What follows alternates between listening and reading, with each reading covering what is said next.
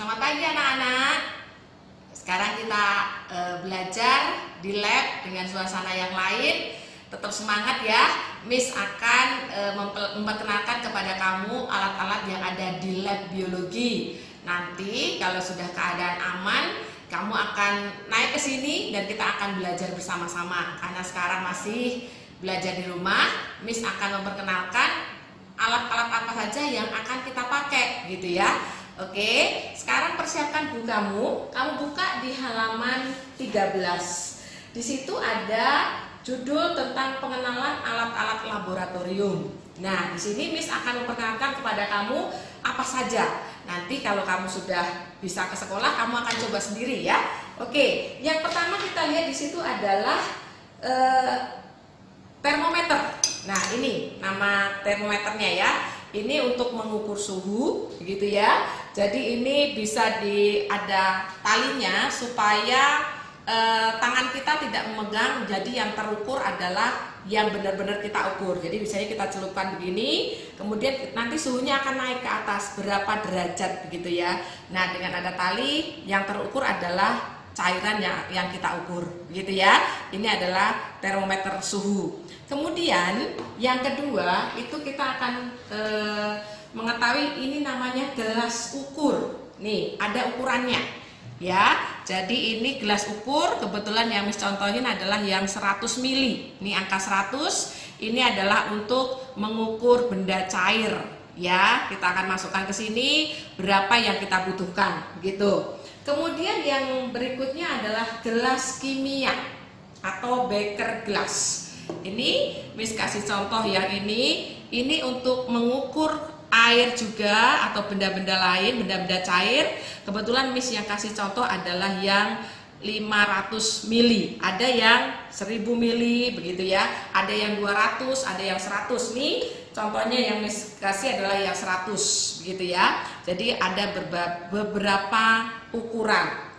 Kemudian yang berikutnya adalah pipet tetes. Ini adalah pipet tetes. Ya, cara menggunakannya seperti ini.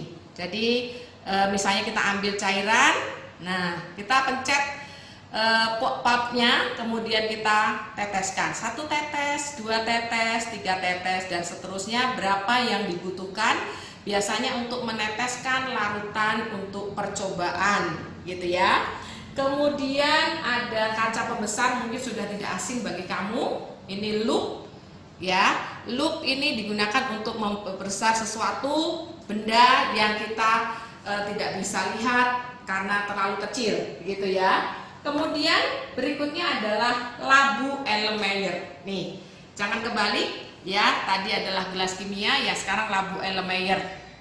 Nah, ini ukurannya 500 mili ya. Ini ada tandanya. 250 mili ya. Jadi ini juga untuk menampung atau wadah zat cair atau benda padat bisa. Kemudian adalah mortal ya. Ini adalah lumpang dan alu. Oke. Jadi kalau mau menumbuk di lab kita akan taruh di sini. Ini dari keramik bahannya. Ini alunya dan ini lumpangnya ya. Jadi kita menghaluskan sesuatu menggunakan ini. Kemudian ada labu reaksi. Bentuknya bawahnya bulat ya. Nah, ini 200 mili. Ini labu reaksi. Ini juga untuk menampung zat cair ya. Terus yang berikutnya adalah cawan Petri.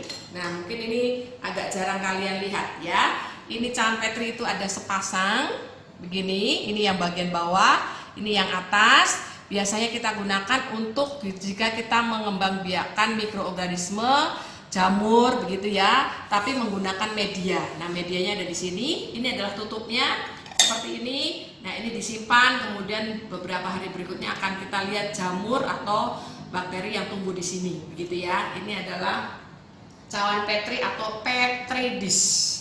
Kemudian ada tabung reaksi. Nah, tabung reaksi ini tempatnya seperti ini ya. Jadi ini tabung reaksinya. Oke. Kemudian yang ini adalah tempatnya, yang kayu ini. Ini adalah tempatnya. Oke, nah ini itu adalah penjepit tabung reaksi. Jadi kalau kita memanaskan sesuatu di dalam tabung reaksi ini, kita jepit begini dan kita tidak merasakan panas, jadi aman ya. Kemudian tinggal ditaruh di rak tabung reaksi, jadi ada tempatnya ya. Kemudian yang berikutnya adalah kaki 3. Kaki 3 ini kaki 3 untuk membantu memanaskan zat. Nah, biasanya di sini kaki 3 itu adalah pasangannya adalah kasa kawak. Nih, ya. Jadi kasa kawak ditaruh di atasnya. Kalau akan memanaskan sesuatu zat akan ditaruh di sini. Begitu, ya. Jadi ini fungsinya untuk memanaskan atau tempat untuk memanaskan satu zat. Kemudian Bunsen itu model yang ada di lab kita adalah yang dari kaca. Ya, isinya adalah lampu spiritus. Jadi ini lampu spiritus, isinya adalah spiritus. Nah, tinggal penggunaannya begini. Kalau ini dinyalakan, dibuka, kemudian tinggal dipanaskan. Itu adalah lampu spiritus. Jadi kita modelnya yang dari kaca. Oke. Kemudian berikutnya adalah gelas arloji. Ini. Gelas arloji ini dipakai untuk menimbang ya wadah zat saat ditimbang.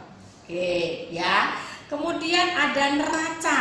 Nanti kalian di fisika sering menggunakan ini. Jadi misalnya akan menimbang sesuatu, mengukur sesuatu, ditaruh di sini, kemudian akan kalian geser ukurannya ini berdasarkan berapa ketepatannya, begitu ya nak. Jadi ini untuk menimbang atau mengukur zat-zat padat, ya.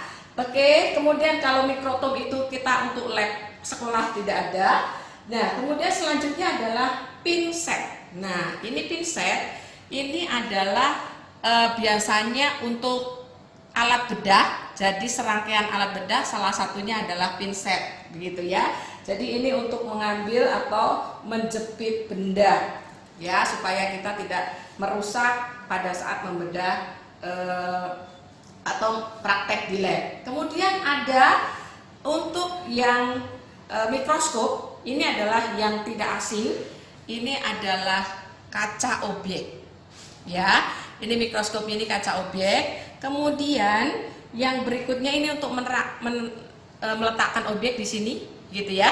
Nah, kemudian biasanya akan ditutup dengan pasangannya yaitu kaca penutup. Nah, ini kaca penutup nanti diletakkan di atasnya. Kemudian ini akan dipakai di mikroskop nanti ya, yang akan kita pelajari. Ya. Oke, ini untuk kaca objek dan kaca penutup. Kemudian ada spatula. Spatula seperti sendok, ya. Ini dipakai untuk mengambil atau memindahkan zat. Biasanya mau mengukur berapa seperti itu ya, menggunakan ini. Kemudian ada bulb atau pompa, ya, terbuat dari karet. Ini pasangannya adalah pipet ukur, ya. Jadi pipet ukurnya akan dipasangkan begini. Kemudian kita sedot untuk mengambil zat cair. Ya, ini adalah untuk memindahkan atau mengisap air. Oke. Kemudian ada batang pengaduk atau pengaduk kaca. Ya, ini biasanya kalau mereaksikan sesuatu ini untuk mengaduk begitu. Kemudian kenapa kalau kalian lihat rata-rata adalah terbuat dari kaca di dalam lab, itu memang ada tujuannya, ya. Jadi supaya apa-apa yang kita reaksikan di dalam laboratorium pada saat kita praktek itu tidak akan berpengaruh dengan wadahnya, begitu ya nak ya. Jadi hari ini pengenalannya untuk penggunaan dan nama-nama dari alat-alat lab yang sering kita gunakan. Sebenarnya masih banyak sekali, tapi ini adalah mewakili dari apa yang akan kita pelajari, gitu ya. Oke, bisa paham? kalian akan tonton lagi video yang Miss bikin supaya kalian lebih paham. Ya, selamat belajar, Tuhan memberkati.